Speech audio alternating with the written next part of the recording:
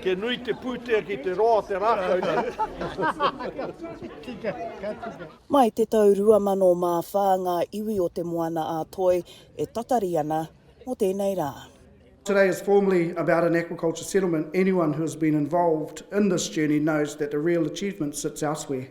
It sits in the relationships we've enabled 4 waka and 12 iwi to reach this point together. Ka riro mā te runanga o ngā tirangi nui ki te marae o Hūria te kaupapa nui whakaharahara e pīkau i te rā nei. Ko tō tātou mana motu hake ko te ao ohanga.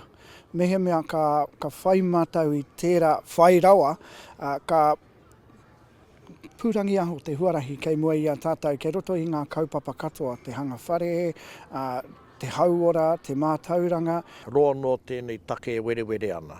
Ko kitea te whakatinanatanga i tēnei rangi. Engari ko tāku ki ngā iwi o mātātua, taki timu me te arawa, whakapiri atu kia whakatohea. E hikaka ana te minita take moana take hau ika a Shane Jones ki te kōkiri whakamua i te whakaaetanga ki raro i te ture kreme ahu moana Māori 2014. Hei paenga mo te ohanga o Te Moana-a-Toi me te motu. Kua karahuihui mai ngā iwi te kaumārua o Te Moana-a-Toi ki te whakai ki tēnei kirimana meki. Nō reira i tēnei wā ka hui anō mātou me pehara te huarahi kei mua. Kua hoatu e te karauna tō mātou nei pūtea ki ia iwi.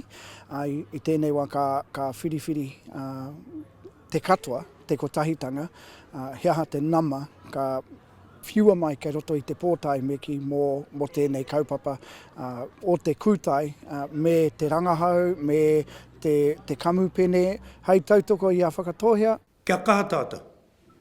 Kia kaha tātou te nanau atu i te kakau o te hoe, te maitai. Ko tēnei whakaaetanga i waenga i ngā iwi o Te Moana-a-Toi me te krauna e tohu ana i tētahi rā hou mō te rohe whānui. Nā he 5,000 heketea o te moana e wātea ana ki ngā mahi ahu moana. Nā he 35 miriona tāra te wāriu. Nowhere else in our motu has the government spent 160 million building the platform for marine farming. Not for Ngaitahu, not for Tainui, only in this area.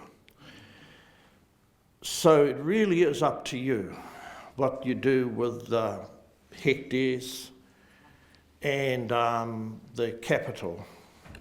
Hei tā Minita Jones me tautoko ngā iwi i te kamupene a whakatohea Mussels o Pōtiki Limited, ahakoa te hunga e whakahe ana ki ngā pūtea whakangāo te kāwanatanga, kua riro i a rātou.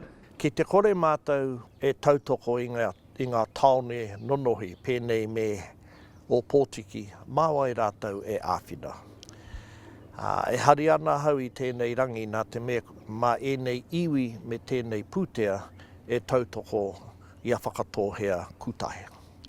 Engari ko tēnei tangata kei te whakahe ngā kūtai ko tāna he ruirui tūtai. He oi kua oti ngā mahi mo te rangi nei? Green lip mussel, greenstone pounamu. Me te tatau pounamuanga iwi o Te Moana-a-Toi me te krauna, mō tēnei wā. Ripeka timu, Matuia.